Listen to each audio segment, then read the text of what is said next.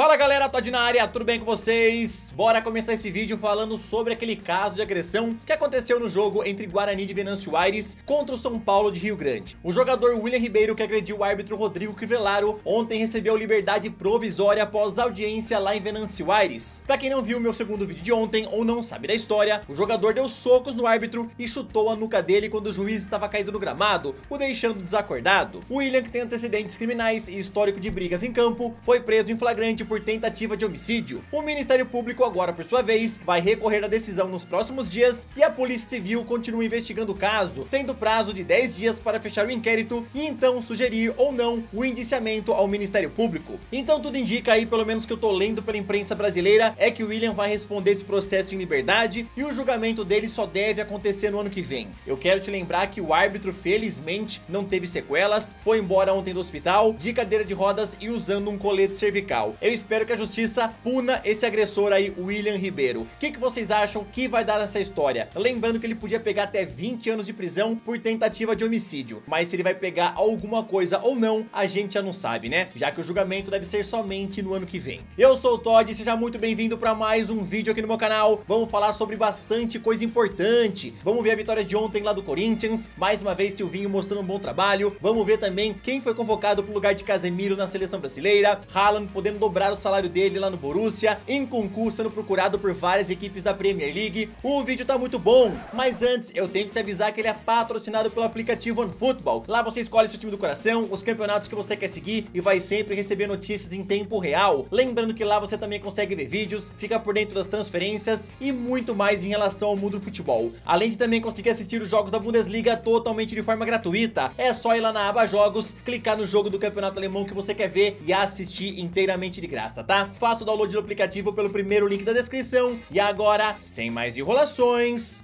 solta a intro! Damn, it's gonna be a long night. Yeah. You know. I said, damn, it's gonna be a long night.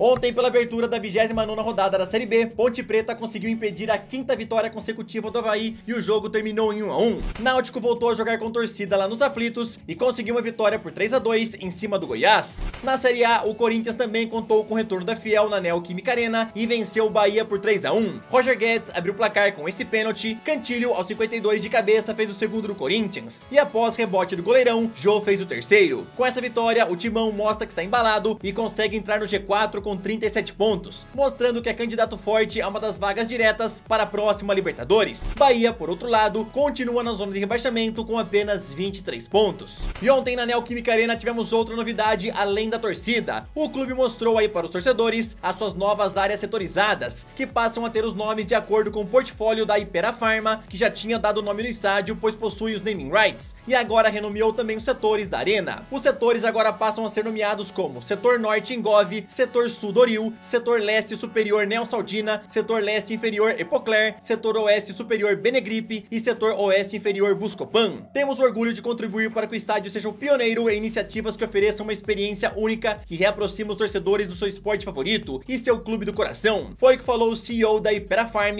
Breno Oliveira. E o volante Casemiro realmente foi cortado da seleção brasileira, pois está com uma infecção no dente, sentindo muitas dores e febre. Mantivemos contato com o Real Madrid e com o jogador, recebemos do clube os exames e informe médico mostrando o processo infeccioso do dente do siso com indicação de repouso absoluto e impossibilidade de treinamento nos próximos 5 dias. Foi o que explicou aí o médico da seleção brasileira, Rodrigo Lasmar. O técnico Tite já convocou o Douglas Luiz para o lugar de Casemiro e no treino de ontem deixou o Fabinho no lugar do volante. Vale a pena lembrar que o técnico ainda conta com opções para o meio campo, com Edenilson, Fred e Gerson, mas que tem características menos defensivas que de Casemiro. Brasil joga na próxima quinta-feira contra a Venezuela às 8h30 da noite lá em Caracas. Depois pega a Colômbia no domingo lá em Barranquilha e para encerrar a data FIFA enfrenta o Uruguai na quinta-feira da semana que vem lá em Manaus. Até agora a nossa seleção lidera as eliminatórias da Copa do Mundo com 100% de aproveitamento. Outra coisa que eu quero te avisar é que a Premier League, os clubes lá do campeonato inglês que cederam jogadores para a seleção brasileira, estão pedindo eles de volta antes do jogo contra o Uruguai no dia 14. O Uruguai que teoricamente é o adversário mais forte entre Venezuela, Colômbia e a seleção aí de Cavani, né, Luis Suárez. Então se o Brasil perdesse esses outros jogadores, jogadores, com certeza seria muito ruim. A CBF já tá conversando com a Premier League e não quer liberar nenhum desses atletas antes do jogo contra o Uruguai. Só pra você saber, esses daqui são os 8 que a Premier League tá pedindo de volta: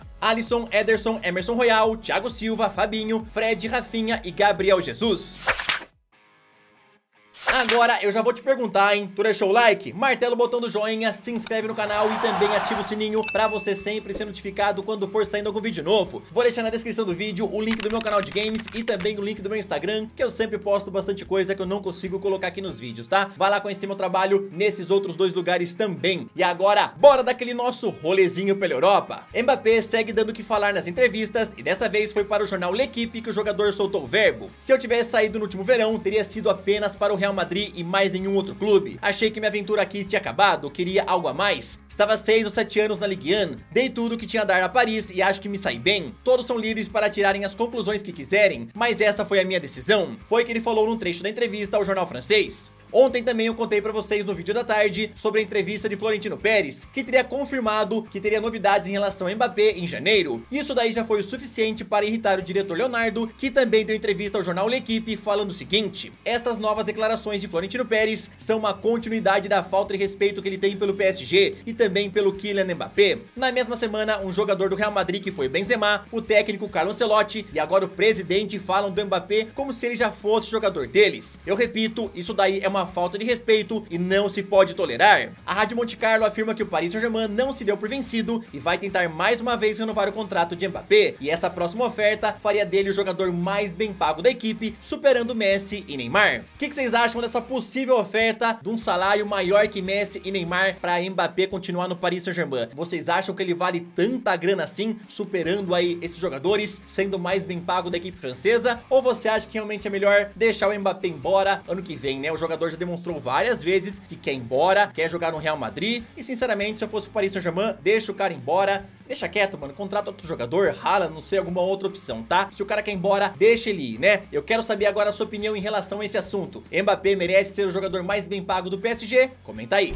O meia Nkunku do Leipzig está tendo um começo de temporada absurdo, onde em apenas 10 jogos já marcou 9 gols e deu 3 assistências. Se ele continuar assim, vai ser difícil do clube alemão segurá-lo no ano que vem. O jornal The Sun informou que o Chelsea já fez do francês de apenas 23 anos um dos seus principais alvos no mercado, já que Thomas Tuchel pediu sua chegada, acreditando que ele se encaixaria perfeitamente no meio campo dos Blues. Manchester City, que levou 3 gols de Nkunku no jogo da Liga dos Campeões, também ligou alerta para o jogador e já começa a observá-lo a pedido de Pep Guardiola. Arsenal seria outro interessado lá na Inglaterra. Quem agencia Nkunku é Pini Zahavi, que também cuida da carreira de Robert Lewandowski, e o site Futmercato já confirmou que ele está conversando com Chelsea, City e também com o Real Madrid a respeito de uma possível mudança de Nkunku no ano que vem, mas provavelmente no fim da temporada. Nkunku só ainda não conseguiu conquistar Didier Deschamps, que o deixou fora da última convocatória para a fase final da Liga dos Campeões, já que o técnico confirmou ter preferido convocar jogadores mais experientes, como Paul Pogba, Adrien Rabiot e Guendouzi, que veio para o lugar de Kanté, que foi cortado por Covid-19. A fase do Nkunku tá absurda, mano. 10 jogos, 9 gols, 3 assistências. O cara tá jogando demais e, na minha opinião, ele merecia ser convocado sim para a seleção francesa, tá? Tudo bem que o Guendouzi tem características mais defensivas que o Nkunku, e Paul Pogba não podemos nem falar, né? Paul Pogba joga demais e é titular absoluto lá na seleção francesa. Mas pro lugar de Adrien Rabiot, eu pelo menos acho que o Nkunku tá jogando muito mais que o meio campista da Juventus, né? E pra mim ele merecia ser convocado sim. Eu quero saber na sua opinião, você acha que Nkunku merecia estar no lugar de Adrien Rabiot lá na seleção francesa? E também comenta aí, se ele for embora do Leipzig, aonde você gostaria de ver ele: Chelsea, City, Arsenal ou Real Madrid? Borussia Dortmund, a cada dia que passa, vê mais rumores sendo ligados a Erling Haaland e já começa a ficar mais preocupado em perder o artilheiro da Bundesliga em junho do ano que vem. Segundo o jornalista Christian Falk do jornal Bild, o clube já começa a pensar em alternativas para convencê-lo a ficar e já prepara uma proposta de renovação de contrato, onde seu salário praticamente será dobrado. Atualmente, Haaland ganha 8 milhões de euros por ano no Borussia e a ideia é que esse valor passe para 15 milhões de euros. Só que também o clube tentaria arrancar a cláusula no contrato que o deixa com uma multa rescisória de 75 milhões ao fim da temporada. temporada. Nas últimas semanas, relatórios na Alemanha apontaram que o clube teria que vender Haaland para levantar fundos e pagar os acionistas. Porém, o diretor Watzke respondeu sobre isso em entrevista, falando que quem decide se vende ou não Haaland é a administração do Borussia e que eles não têm que vender ninguém para pagar acionistas. Vale a pena lembrar que Mino Raiola, agente de Haaland, vai pedir uma boa grana para ele em venda em negociação para qualquer clube e também caso seu jogador renove contrato com o Borussia. O jornal The Sun afirma que seria algo na casa dos 40 milhões de euros. Então o time que quiser comprar o Haaland ou o próprio Borussia, se conseguir renovar o contrato, prepara uma bolada aí para pagar só para Mino Raiola, tá? Então seria 40 milhões só pro agente do jogador. Raiola sempre pede uma grana para negociar qualquer jogador dele e nunca é uma grana barata, né? Sempre é uma grana que acaba influenciando até às vezes na negociação e o time acaba desistindo. Vamos ver o que é que vai acontecer no futuro de Erling Haaland. Você acha que ele vai ficar no Borussia ou no final da temporada ele realmente vai embora? Qual que é a sua opinião em relação a isso?